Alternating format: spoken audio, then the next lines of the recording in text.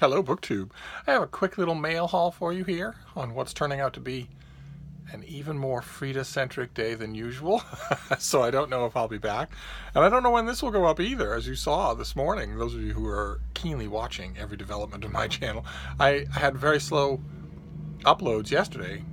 I confess, I also forgot to upload until late in the day. But I had such slow uploads that they weren't finished by the time midnight rolled around, when all things stop and Steve reads. So I'm hoping that doesn't happen again today. Hoping that we get in a couple of videos today.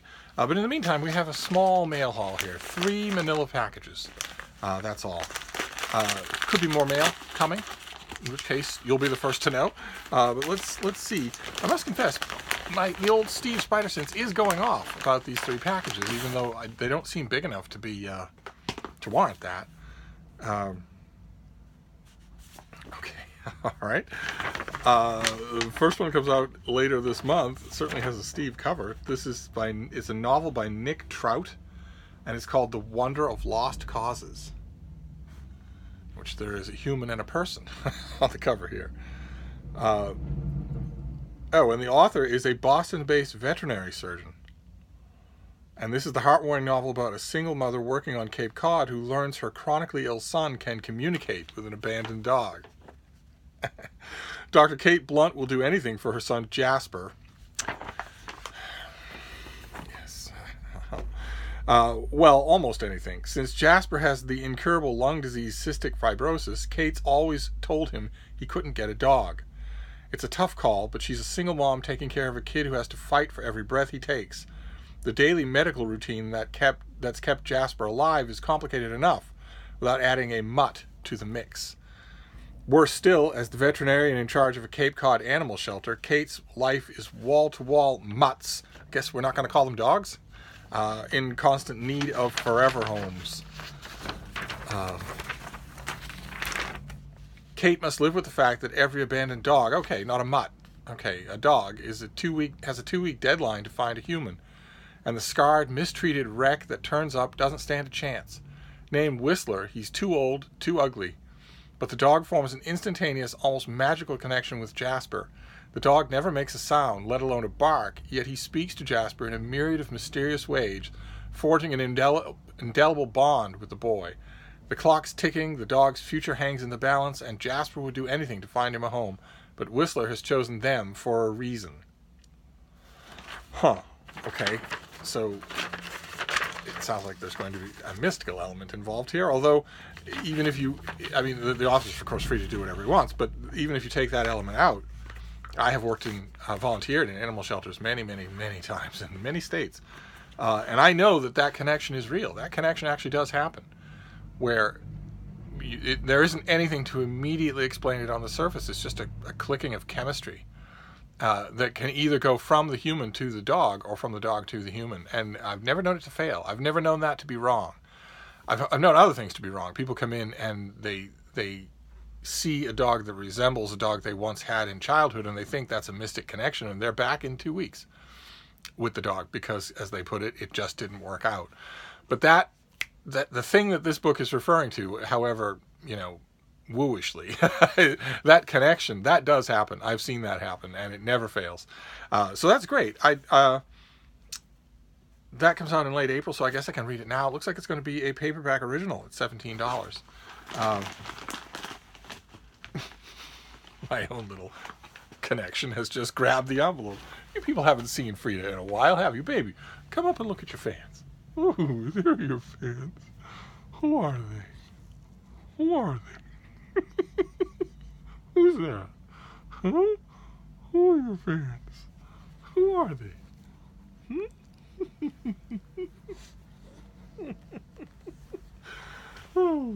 All right, so on to the next package.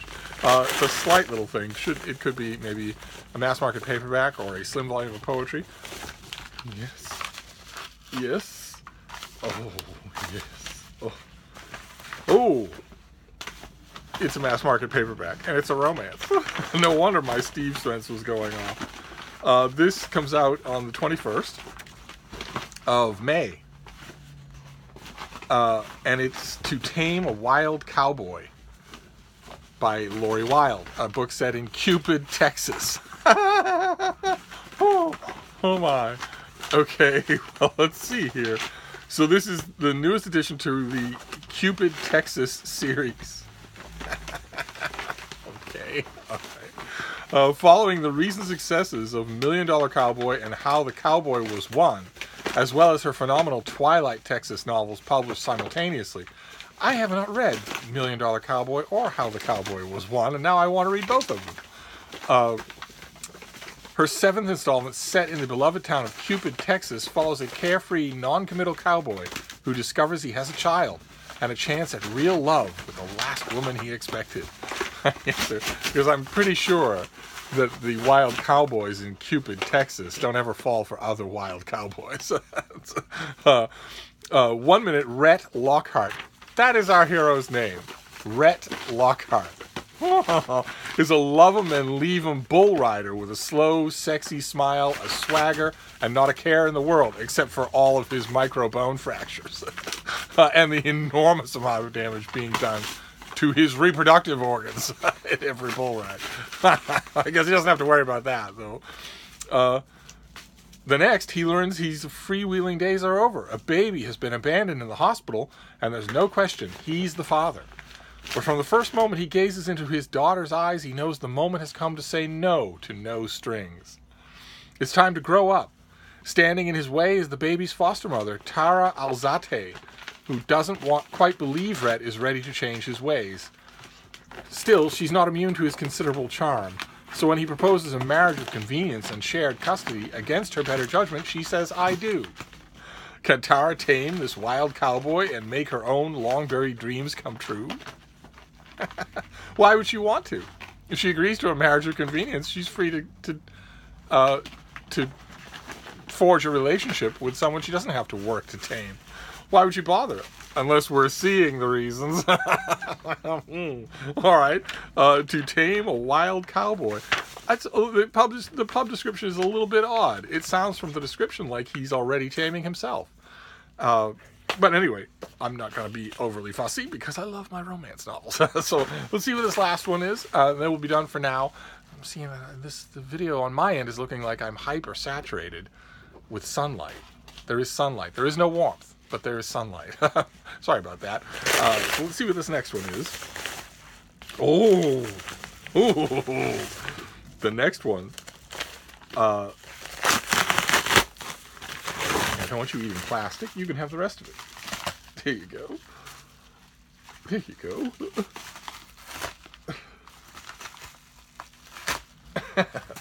The next one is not a romance novel. It's 2 romance novels. How very nice. How very, very nice. So what have we got here? No publicity sheets for either one of them. Oh, the first one's by a towering figure in the genre. Someone that I learned to love 20 years ago, and she's never, as far as I know, written a bad book. This is Beverly Jenkins, the great Beverly Jenkins. This is Rebel. I think the first book in Women Who Dare, a series called Women Who Dare. Yeah, this is the first novel in a new series, which follows a northern woman's South in the chaotic aftermath of the Civil War. It takes place in the Reconstruction era. Valinda Lacey's mission. Here, let me see if I can show you that while I read this. Valinda Lacey's mission in the steamy heart of New Orleans is to help the newly emancipated survive and flourish. But soon she discovers that here, freedom can always mean danger. When thugs destroy the school she has set up and then target her, Valinda runs for her life and straight into the arms of Captain Drake Levesque. As an architect from a New Orleans family, Drake has deeply personal interest in rebuilding the city. Raised by strong women, he recognizes Valinda's determination, and he can't stop admiring or wanting her. But when Valinda's father demands she return home to marry a man she doesn't love, her daring rebellion draws Drake into an irresistible intrigue. This author is so good at characters. Her characters are so three-dimensional. She makes it look easy. But that's fantastic. So this comes out in late May. And then the next one we have here, okay, this looks a little odd. I wonder if this is contemporary. This is the book in the Reluctant Royals series by Alyssa Cole, and it's A Prince on Paper. But that does not have the typical Regency era background. This could be contemporary. Let's see here. Yeah, it is contemporary. Okay. Naya Jerami fled the Solo, I think that's a place, I guess, for the glitz and glamour of New York City, but discovered that her Prince Charming exists only in her virtual dating games. When Naya returns home for a royal wedding, she accidentally finds herself up close and personal, in bed, with the real-life celebrity prince she loves to hate. For Johann von Braunstein, the red-headed step-prince of Lichtenberg,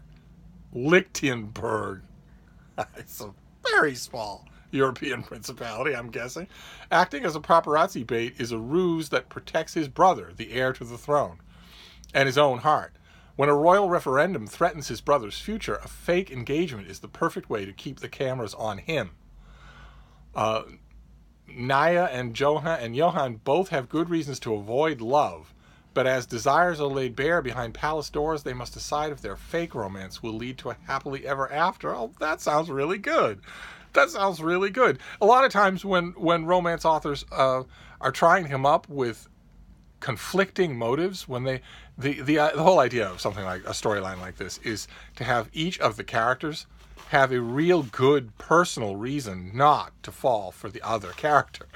It can't just be, oh, you know, I'm feeling stubborn today, or, oh, I won't let you tell me what to do. It has the better the story is, the better the real reason. And it sounds like this book gives both of them real reasons not to fall for each other. Okay, I'm guessing here that the royal referendum is going to end up with Johann on the throne. But what is the name of the place again? Lichtenberg. Okay, all right. As I've spent more time than is healthy in Liechtenstein. So I wonder if it bears much resemblance to that. Although you don't go to a book like this looking for research. So, all right. So there you go. So we have not one, not two, but three romances. We have Alyssa Cole's latest book. I have some Alyssa Cole here in the room. I don't know if I'd be able to find her. See, my romances are right in front of me as I make these videos, but they're stacked double and sometimes triple. So I don't know that I'd be able to find... Oh! Look at that. All right. I didn't find Alyssa Cole, but I did find Lori Wilde, a Cupid, Texas book. How the Cowboy Was Won. I do indeed. How could I have forgotten a literary masterpiece such as this? I do have this. I wonder if I have the other one, too. I'll have to look around. It gives me a perfect excuse, not that I ever need one, to tear apart my romances and reorganize them. Although I just did reorganize all of the old style Signet Regency romances. I reorganized all of those because the last time Chris and Giselle came over for a visit, they gave me a whole bag of Regency romances, of Signet Regency romances. The motherload of a gift, the best gift I'll ever get. And it required that I go through and just revamp all of the Regency romances to put author with author, like with like. But I haven't done that with my these newer contemporary romances. A lot of them still are technically Regencies, but they're not anything like the old-fashioned kind. And there's quite a few mixed in of, you know, paranormal and Texas cowboys and Vikings and whatnot. And I haven't gone through ever and just torn those apart and put them all back together. And I really should. And looking for the predecessors to some of these things gives me a perfect reason. So we have the new Alyssa Cole, A Prince on Paper. We have the new Beverly Jenkins, Rebel. Those of you who maybe read romance novels and have not read Beverly Jenkins, well, my, that you should correct that. And if you're ever lucky enough to be near a romance author's writing convention and she is a guest, then by all means meet her. Go up to her table where she's signing books and meet her and just talk for a minute. You'll love her. When you come away, you'll love her. And Lori Wilde, To Tame a Wild Cowboy, who I have wronged her, because I have at least one other Lori Wilde book. I'll have to see. I wonder, do all the cowboys in Cupid, Texas look like this? I find that hard to believe. Although, you know, I know that I would be raising the ire of some Texans, but I don't think a lot of Texans would call a bull rider a cowboy. A cowboy is not. A cowboy is a job. It's not just if you wear a hat and you're around stockyards that you're a cowboy. A cowboy is a job. A bull rider, I don't think there are many Texans who would call a bull rider a cowboy by default. I guess it's, again, you don't go to books like this for screaming accuracy on the covers. But now I get a chance. Now I have a flimsy excuse to tear apart my romances, which is great. I will do that today. And the last one is a novel, a feel-good. It seems like on the surface a schmaltzy, syrupy, sentimental book about dog adoption. The Wonder of Lost Causes. No idea what kind of excesses it will do. If the connection with the dog cures the kid, I will throw the book across the room.